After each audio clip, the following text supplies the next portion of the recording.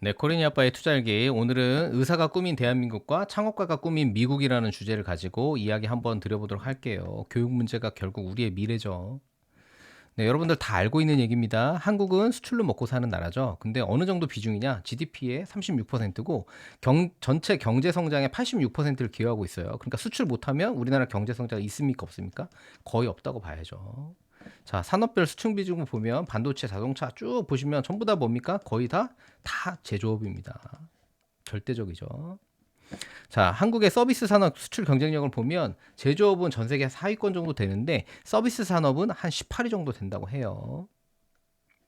근데 의료 산업의 수출 기여도를 보시면 의료 서비스 수출 한번 보세요. 그러면 아까 서비스 산업 전체에서 수출 대비 비중이 0.5%라고 해요. 강남 압구정동 가면 성형외과 엄청나게 많죠. 그래서 중국 사람, 러시아 사람 막 되게 많이 와요. 그래도 1%도 안 됩니다.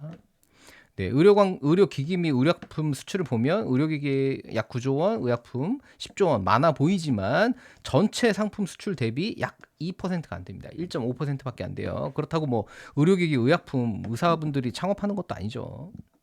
자, 그런데 의사가 많아지면 국부는 과연 증가할까요? 네. 의사는 거의 수출 산업이 아니고 거의 내수죠. 내수입니다. 네. 공급 유도 수요 이론이라는 게 있어요. 이게 뭐냐? 일반적으로 공급이 많아지면 여러분들 가격은 당연히 내려가야 되죠. 근데 의사는 늘어나면 오히려 의료비가 증가한다는 이론이에요. 왜 그러냐? 정보의 비대칭성이 있기 때문입니다. 정보의 비대칭성이 뭐냐? 네, 의사들이 정보를 다 가지고 있고 환자들은 잘 모르죠. 그렇기 때문에 의사분들이 이런 얘기 합니다. 네, 환자분 검사를 더 하셔야 될 것 같아요. 오늘 당장 입원해 보시죠라고 얘기하면 여러분은 어때요? 거부할 수 있으세요? 당연히 받아들여야죠. 자, 로머 법칙이라는 게 있는데 이런 얘기가 있습니다. 병상을 늘리면 그 병상은 반드시 채워진다. 그렇기 때문에 의사가 많아지면 우리나라 어떻게 됩니까? 의료비가 오히려 증가하죠. 국부가 증가하는 게 아니라 의료비가 증가하는 겁니다. 자, 근데 우리나라 지금 초등학교 때부터 의대에 미쳐 있죠. 네, 초등학교 때부터 의대반이 학원에 있고, 그 다음에 4세고시, 옛날엔 7세고시라고 그랬는데, 요즘엔 또 4세고시가 있대요. 학원 들어가려면, 네, 4세 때 시험을 봐야 된답니다. 그 세브란스의 소아정신과 교수님이 요즘 이런 말씀 되게 많이 하세요. 대치동 일대 정신과가 많고 애들이 이런 것 때문에 정상이 아니다. 근데 그 두뇌 발달이 오히려 해치고 있고 우울증이나 이런 것 때문에 심각하다. 실제로 유튜브를 찾아보시면 대치동에서 이런 어렸을 때부터 교육 받았던 친구들이 우울증으로 직접 고생했다라는 얘기들을 직접 증언을 하더라고요. 네, 상위 1%가 의대에 미쳐 있는 대한민국, 심지어는 서울대도 자퇴를 하죠. 저희가 학교 다닐 때만 하더라도 정말 서울대 가는 친구들이 뭐 전자공학과, 컴퓨터공학과, 유전공학과 이런 데 가서 대한민국을 정말 부국으로 만들겠다. 이런 친구들이 많이 갔습니다. 그렇기 때문에 오늘날에 삼성이 있고 포스코가 있고 뭐 SK 하이닉스가 있고 그런 거죠. 근데 심지어는 서울대, 공대, 농과대, 자연대 이런 친구들이 다 학교 그만두고 의대에 가면 도대체 대한민국 기업들은 앞으로 누가 이끌어 갑니까? 심각합니다. 네, 한국 사회 엘리트 교육은 진짜 문제죠. 여러분들 다 알고 계신 얘기지만 같이 한번 생각해 보죠. 우리나라 학생들은 수능형 인재를 양성을 하죠. 너 부모님 말씀, 선생님 말씀 잘 들어라. 그래서 아직도 창의력이 아닌 문제풀이 학습기계를 양성하고 있어요. 아직도 저희 자녀들 보면 오지선다. 지금도 하고 있습니다. 어떻게 문학 같은 걸 오지선다로 할 수 있는지 전 진짜 이해가 안 됩니다. 자, 그 다음에 선행학습과 성적 우열로 평가받기 때문에 대다수가 패배자가 됩니다. 의대 가려면 성적이 1% 내에 들어가야 된다고 해요. 그럼 나머지 99%는 뭡니까? 다 패배자죠. 그러면 뭐 서울대 들어갔던 애들이 또 자퇴하고 또 의대 가고, 그럼 서울대 가고 싶었던 애들이 또 다른 데 갔다가 또 자퇴하고, 또 서성 갔던 친구들도 또 그만두고 또 하고, 엉망입니다 지금. 교육의 목표가 직업적 안정성을 확보하는 게 목표가 돼 있어요. 의사, 판사, 검사, 공무원 다 안전한 직업들을 선호하죠. 그런데 왜 미국 천재들은 창업에 나설 수 있을까요? 미국은 실패가 낙인이 아니고 실패한 사람들을 경험이 있는 친구다 이렇게 여기는 문화가 있다고 해요. 그래서 대학 내에서도 창업 보육센터, 시드 펀딩, 뭐 스타트업 경진대회들이 되게 활성화돼 있다고 합니다.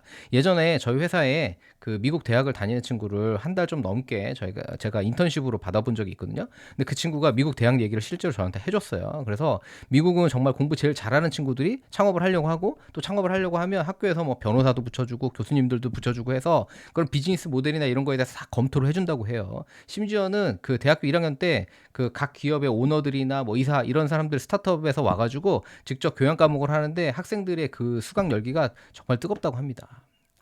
네. 그리고 실리콘밸리에는 엔젤 투자자, VC, 뭐 엑셀러레이터, 질비하죠. 자, 이런 아이비리그, MIT, 뭐 스탠포드 교육 철학 자체가 도전 중심입니다. 우리처럼 뭐 안전한 직업인 이런 거 아니죠. 예, 정책과 제도 자체가 창업을 지지하고 있어요.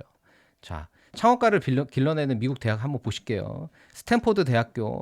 지금까지 스탠포드 대학 졸업생들이 설립한 기업 수가 무려 4만 개고 전 세계적으로 일자리를 몇 개 만들었냐? 500만 개 만들어냅니다. 연간 매출이 이 기업들의 연간 매출이 2.7조 달러에 이른답니다. 연간 매출이에요. 우리나라 돈으로 하면 4천조 되겠죠.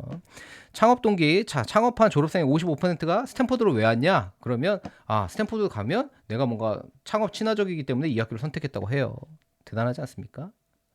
네, 매사추세츠 공과대학 마찬가지로 이 MIT 졸업생들의 그 기업 설립한 게 약 3만 개라고 해요. 소프트웨어 뭐 전자공학 엄청나죠. 하버드 대학교는 약 그 아이랩이라는 걸 통해서 창업을 지원하고 있는데 지금까지 한 70억 달러의 자금을 조달했다고 합니다. 이거 얼마예요? 거의 한국 돈으로 거의 10조 정도 되죠. 엄청납니다. 자, 심지어 중국도 요즘 난립니다. 중국도 자, 이 친구 뭐 딥시크에 그 일하고 있는 그 천재 그 뭐 개발자라고 하는데 이 친구가 샤오미에서 20억을 제안 받았대요. 연봉으로. 네. 뭐 연봉으로 20억이니까 거기에 뭐 스톡 옵션이라 이런 것까지 하면 더 엄청나겠죠. 그럼 이런 친구들이 의대 가려고 할까요? 네, 중국도 이미 스타트업을 해가지고 자기가 어렸을 때부터 빨리빨리 부자가 되는 거 이게 다 꿈이라고 해요. 우리만 난리가 났습니다. 네, 오늘도 경청해 주셔서 감사드리고 다음 시간에는 소크라테스를 알면 GPT가 쉬워진다라는 주제를 가지고 또 만나 뵙도록 하겠습니다. 감사합니다.